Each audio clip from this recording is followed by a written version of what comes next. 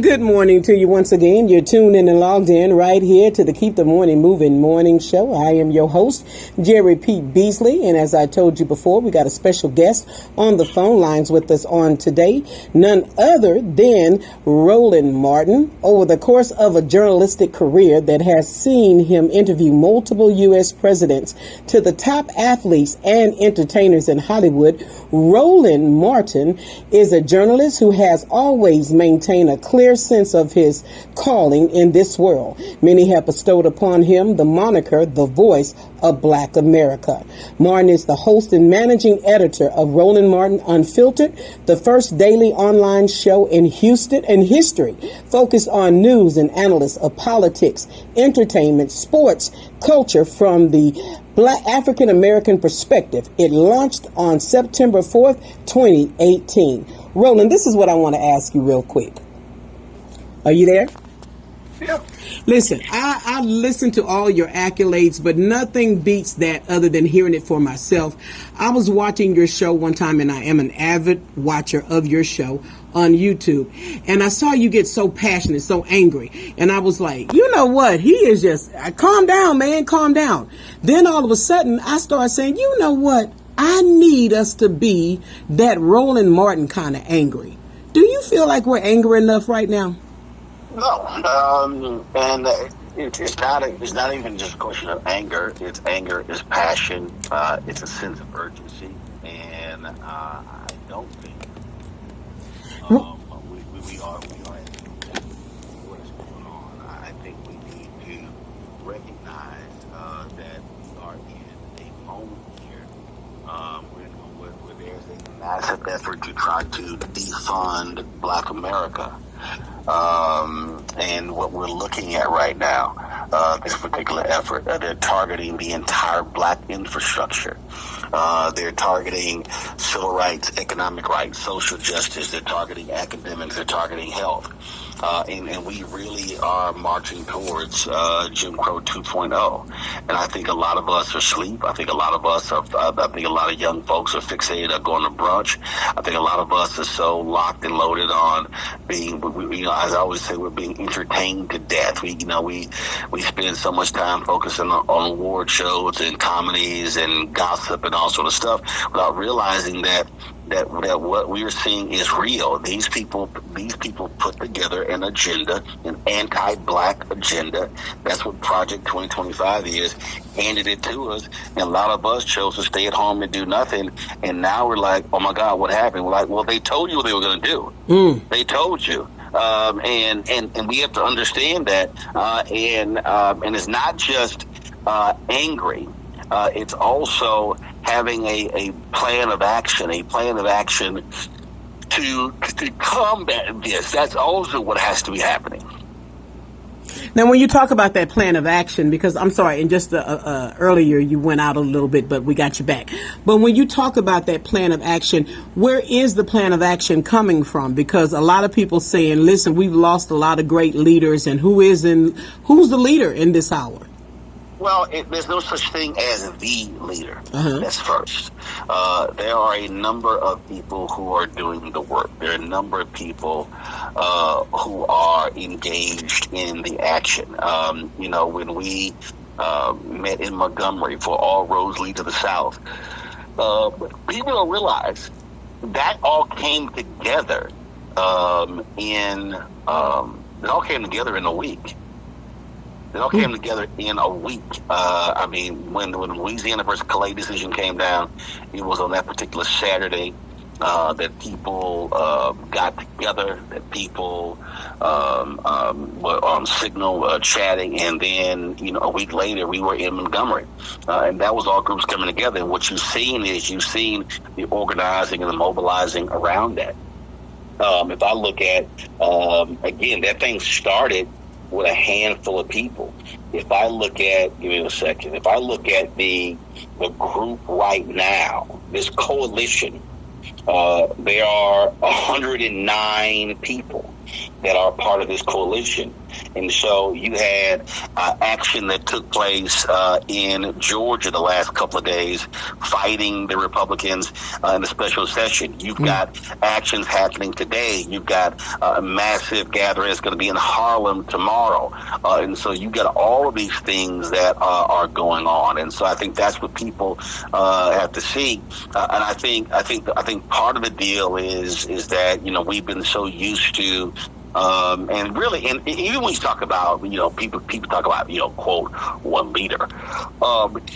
Even when you go back to history, and look at it, you get your big six civil rights groups. Obviously, it was Dr. King with SCLC, which had Roy Wilkins, NAACP, Whitney Young, National Urban League. You had James Farmer. You had Dr. Dorothy Height. You also had leaders of SNCC. You had the Mississippi Freedom Democratic Party. So you had multiple folks who were leading. Then you still had local organizations. You had your Fred Shuttlesworth. You had Vernon Johns. We can go on and on and on. People who were sitting here who were doing the work, and I think we lose sight of that when we're talking about leadership. And so, and then those are organizational leaderships. And then, what I think we then have to do is then begin to go even further. You can talk about T.R.M. Howard in Mounds Bayou, who gets forced out, and then he goes to Chicago. And so you had all sorts of leaders, and I think that's what we have to understand is we need to be operating on what I call a not macro, which is large, really micro, in terms of, okay, so if you're talking about Houston, okay, well, let's look at, obviously, you have your state leaders, you have your folks who are on the political side, you have your state rep, you have your state senator, you got your state reps, and then, of course, then you start talking about, okay, fine, you got your city council leaders, your school board leaders, you got, HCC, then all of a sudden, now you say, okay, fine, what are the grassroots leadership? What are the organizations? And what I also need people to understand when we talk about leadership, and I'm working on a book, and I'm literally editing a book as we speak. I think about Dr. King's book, Where Do We Go From Here, Chaos or Community? And in that particular book, he writes something that is so pivotal. When I read it, it just jumped out at me, and I've used this in numerous speeches, and it really forms the basis of the book that I'm working on, because it talks about, again, leadership. King wrote, there are already structured forces in the Negro community that can serve as the basis for building a powerful, united front. The Negro Church, the Negro Press, the Negro fraternities and sororities, and Negro professional associations. We must admit that these forces have never given their full resources to the cause of Negro liberation.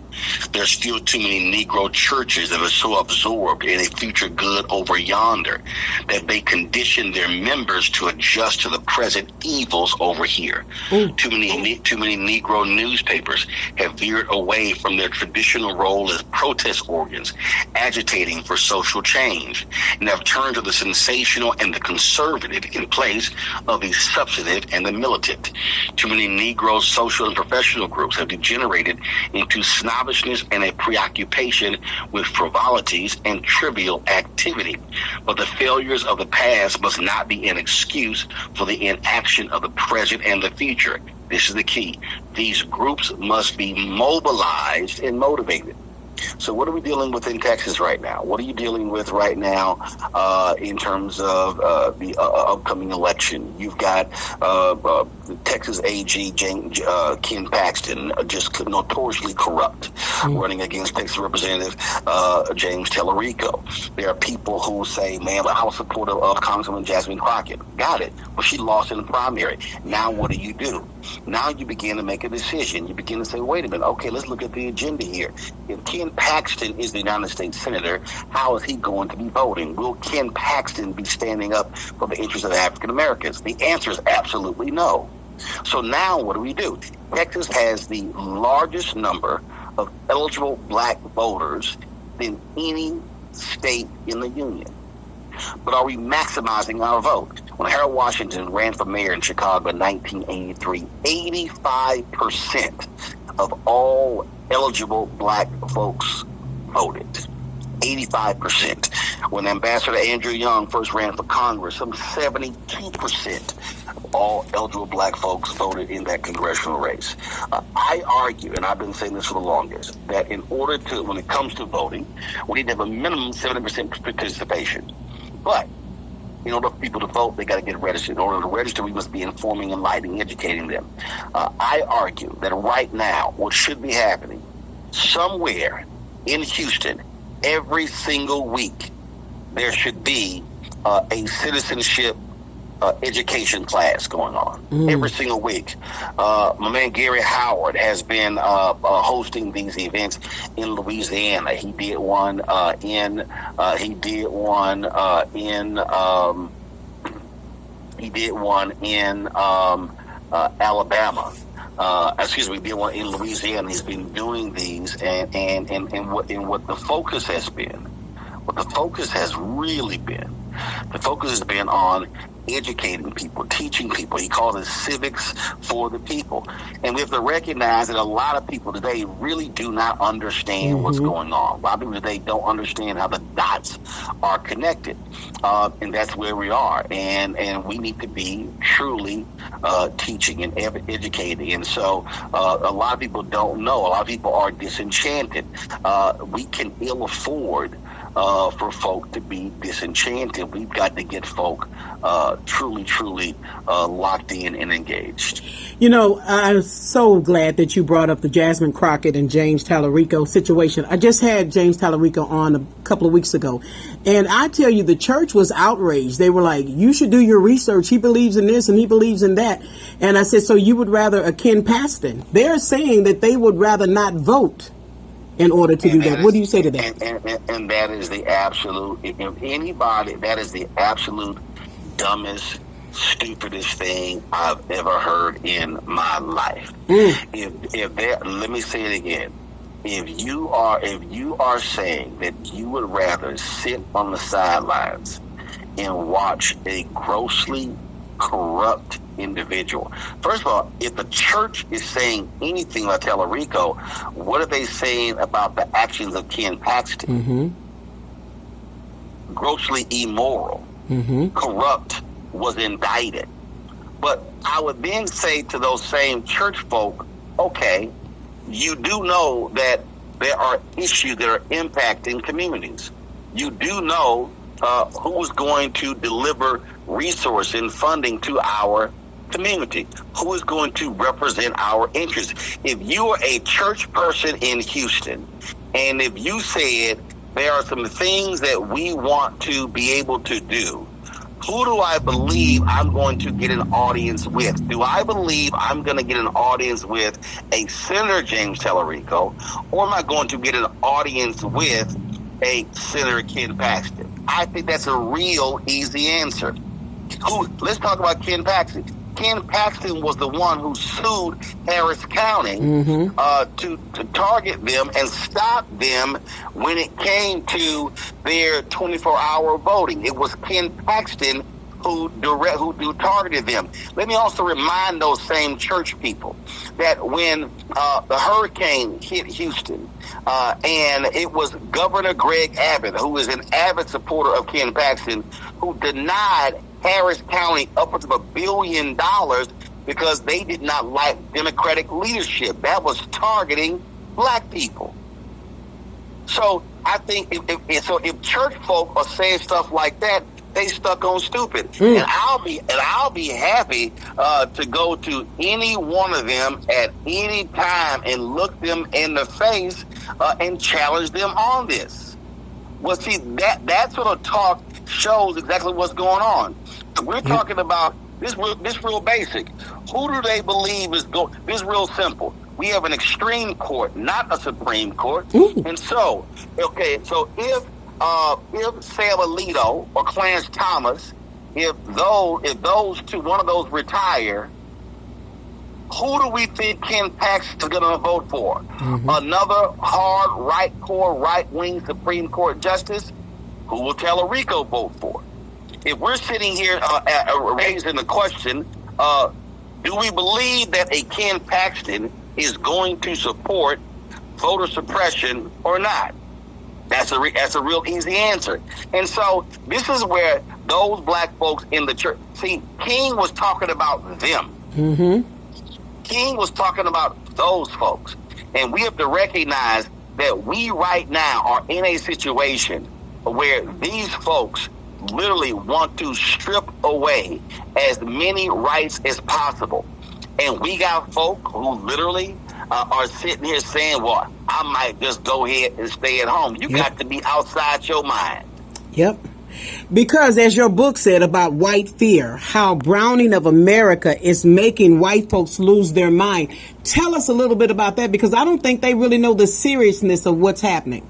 Yeah, I mean, these people, listen, you just had the Obama Presidential Center open yesterday. Mm-hmm. And what you, open on Thursday, I'm sorry. And what you have going on, is that these folks have been mad, upset, angry with what's going on in this country. They have been mad, upset, and angry that we are moving towards 2043, where white folks are going to be a minority in this country.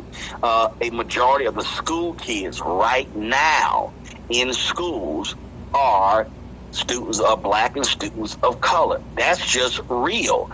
And so folk need to just recognize what's going on. These folks don't want to give up power. They do not want to give up resources. That's what we are faced with.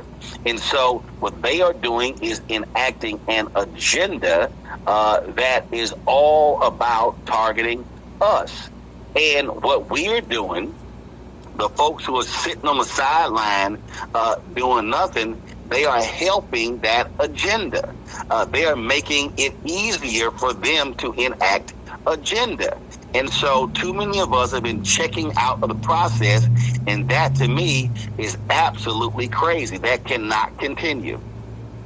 You know, as you say that, I think about legacy media, and we don't get a lot of information from legacy media. Tell them how they can follow you and watch you. Well, we're live every single day on Roland Martin Unfiltered. We're live on our app, Black Star Network. You can go to our YouTube channel.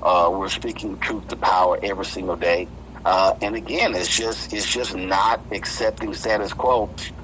You can follow me on all social media platforms, but what we're trying to do is educate our people as best as we can, because I just think a lot of our folk are just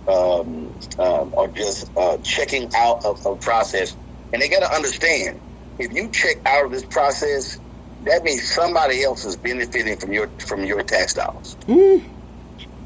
So you just let other folk run the table.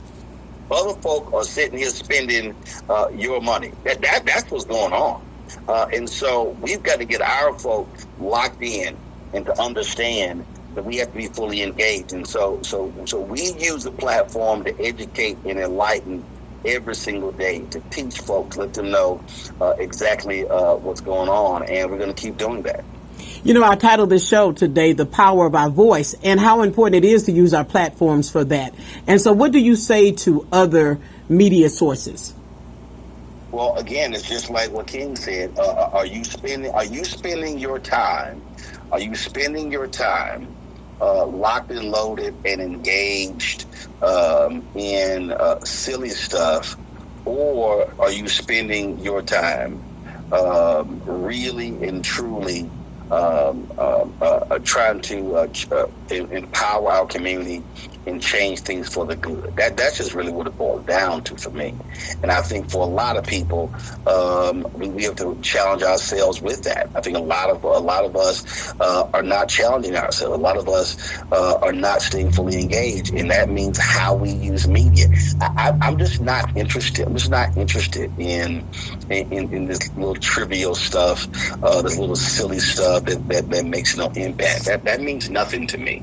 We have to be difference makers. Yeah. We need to be really connecting with our folks in a completely different way, and that's just where we have to be. And so we need to be using the power of media to do that. And that's where we have to be. And so listen, we are engaged. We are engaged in a major, major battle. And the next generation will look to us and say, in that moment, where were you? In that moment, what were you doing? In that moment when we were facing holy hell, were you in the fight or were you sitting on the couch? Ooh, what do you say to our community leaders, our church leaders now, as far as getting people mobilized and activated in voting? Well, I believe in the concept, again, of macro to micro. And we must start small and build up from there. And I just think that what has to happen is we got to stop talking about it. I don't get excited when somebody says, hey, we're making this big announcement and we having this news conference. No. Invite me to the 6-month follow-up news conference to say what you accomplished. And see, that's really how we have to approach this thing. I think what we've done is we've allowed a lot of people to get off. We've allowed a lot of people just to be able to do basic things, and to me, that's not enough. I think we have to really, really and truly challenge organization leaders to do more and go longer. That's what we have to do. Again, Roland, I thank you for taking out the time to speak with our listening audience today. I was really wanting to talk with you, so I'm glad your people reached out to me, because I believe that you gave us some action items of what we need to do in this community. You also made it known to make sure that everybody knows that would be stupid to sit up there and not vote because Jasmine Crockett did not win this race. Yeah, absolutely. Absolutely. Bottom line is primaries serve a reason, serve a purpose. And once they're over, we then have to coalesce and then identify, again, who is going to best represent us. Roland, how can they get your book? They can go to online. They can go to bookstores, and they can. That's the easiest way to do it. Okay. And of course, we're back in town for various events as well. But just get them online. Go to bookstores and support your local Black bookstore. All right. Well, I thank you so much for taking that time to speak with us today, Roland. Cool. I appreciate it. Thanks a lot. All right. Bye-bye. Bye.